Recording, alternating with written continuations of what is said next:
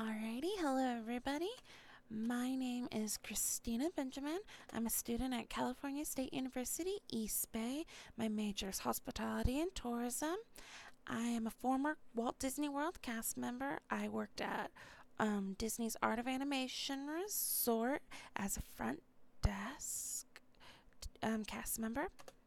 I'm currently a Disney Store cast member at the Great Mall in Mishawaka. In the survey, I examined the opinions between direct-to-room online check-ins versus in-person check-ins at Walt Disney World resorts. I wanted to find out the differences in opinions between the two and see how people are reacting to the changes that to a more direct-to-room online check-in versus the traditional in-person check-in. I did conduct this survey over the internet in various Facebook groups and Twitter. And I do have some literature that I found that I used as a basis for my survey. Huffington Post did present an article called The End of the Hotel Front Desks. Huffington Post shares how the Marriott brand has implemented changes to their check-in process that allow guests to go to a kiosk and then directly go to their room. The article goes on to explain that many hotels are turning towards this service and allowing mobile and virtual check-ins to cut time for guests and allow them to complete everything prior to arriving. The writer goes as far as saying that this development is another step to rendering front desk jobs as obsolete. The next one is New Week's no wait check ins. This article shares how Hilton and Hyatt brands are jumping aboard the automated check in process as well, allowing guests to have an automated check in and allowing guests to go directly to their room with no hassle of the in person check in. This article also leads me to believe they are saying that front desk workers could be soon out of a job. The next one goes on more to explaining more about the direct to room for Disney.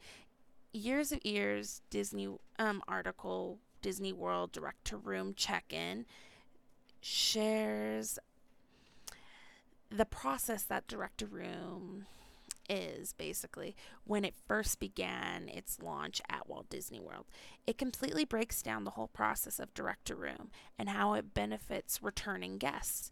The writer does share that if it is your first visit to Walt Disney World, that the option is to decline the direct to room and have that in person check in process over being told directly how to get to your room, which typically happens in a direct room. You don't get that full front or basically the full experience of what your resort is and Disney World. You're just given a room number and you're at your resort. Mouse Planet's article, Walt Disney World visitors can skip the front desk during direct-to-room check-in test, is another one that explains the beginning of the direct-to-room process. Miss Vincent Phoenix, a writer at Mouse Planet, explains as well what direct-to-room is. Basically, she goes on to explain how it will benefit returning guests checking into the resorts.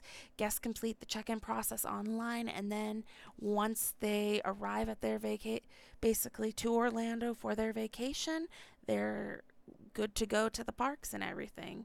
She does share her concerns, though, about losing that human element that Disney is well known for with their guest experience. And it's something that is very concerning as basically a front desk cast member.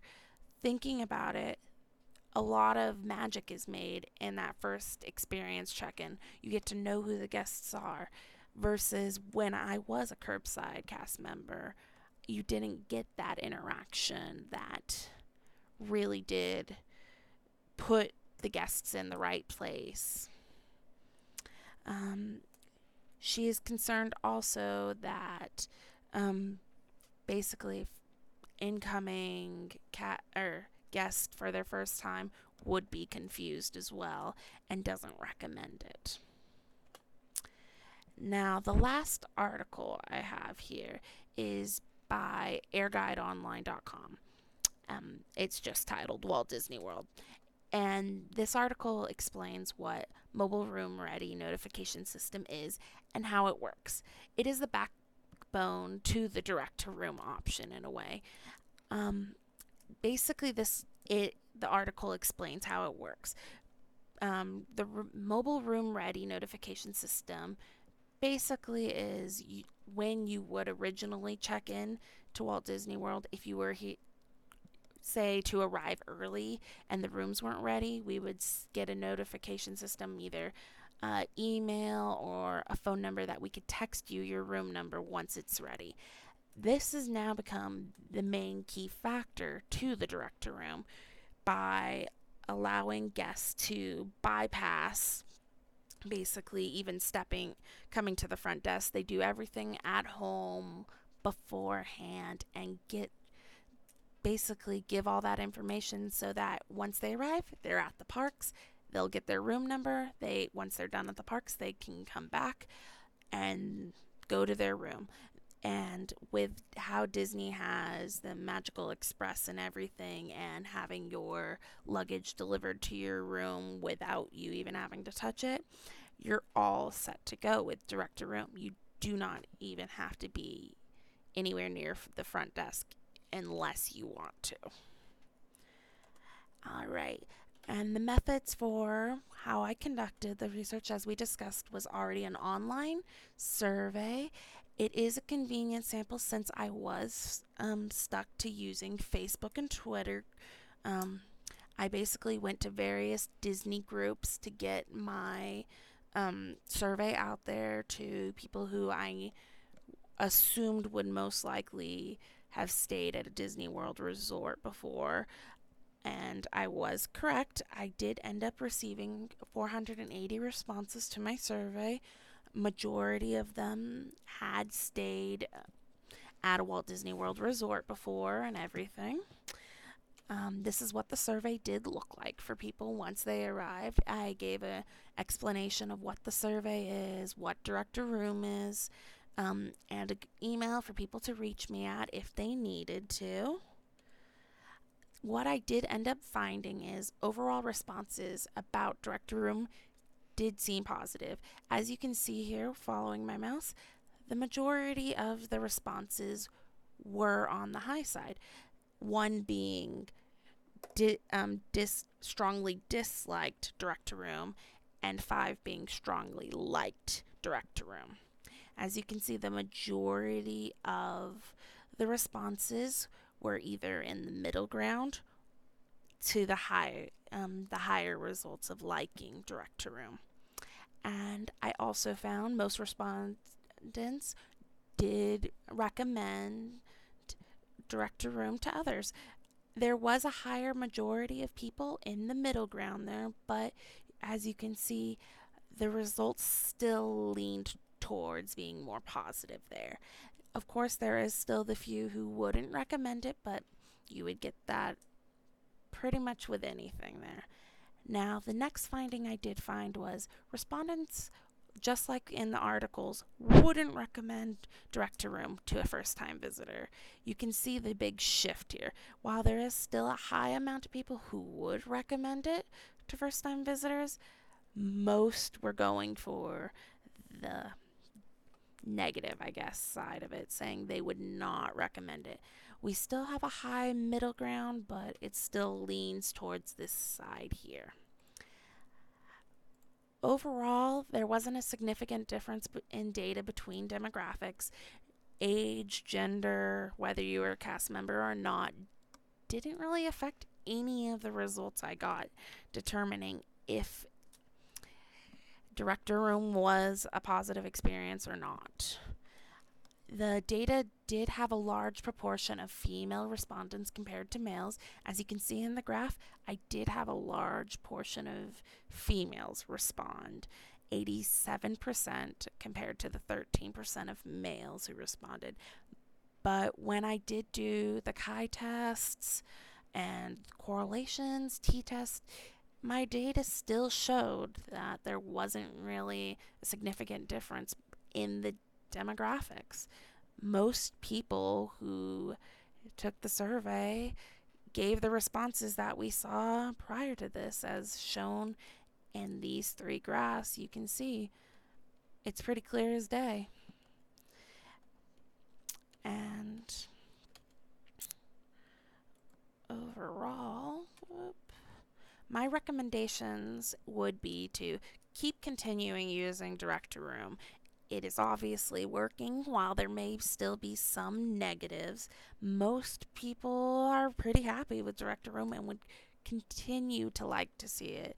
A lot of responses that I got with the further comments were saying how they did enjoy it. It did make it a quick process for them, and it made it more pleasurable for them, so they didn't have to sit and relearn things they already knew as a veteran Walt Disney World guest.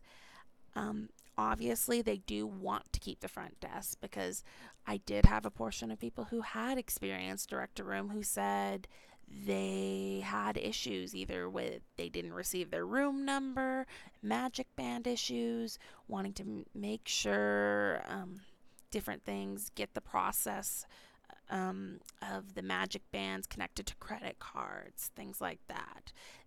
Things that is necessary to have a front desk. Maybe they received a room that they didn't like they needed to have a first floor room preferred over a fourth floor room. That's what they said they really wanted to keep the front desk staff for. Other than, they also recommended them for those first time visitors, as you saw in the graph earlier. They would like to still have the front desk staff there with them. And maybe a good consideration would be to cross train. I know when I was front desk, I was trained as a runner and curbside. And being curbside, basically you're dealing firsthand with those Direct2Room rooms when they get off the bus. You help them out if they have any questions to quickly answer. If they're all set to go right off after they get off that bus, they could either, if the room is ready, head to the room, or you can give them the rundown and let them go on to the parks. Another good thing is maybe considering cross-training them in concierge, since concierge does get a lot of traffic to help with reservations and making those fast passes and such. It's something to consider doing, having maybe all the front desk staff trained as concierge and curbside there. And the other thing is to consider Direct2Room to other countries. While I didn't get a large proportion of people from other countries, I did get 5 responses from people who were from another country. And I had one respondent say that they're from Canada, and how if they could have the option to get Direct2Room, they would love it. They said that when they they had to go to the front desk to receive their Magic Bands, and they wanted to receive that Direct2Room option, but because of being from Canada, they felt they couldn't, so they waited around to find out if their room was ready. We do have the all in the parks complimentary Wi-Fi. If they have the electronic where they can give us an email, we should be able to still send them an email letting them know their room is ready.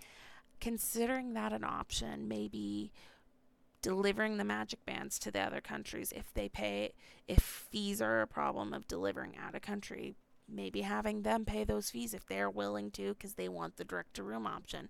Giving them options, that's what it sounded like they really wanted. Overall, I think that's the end of it.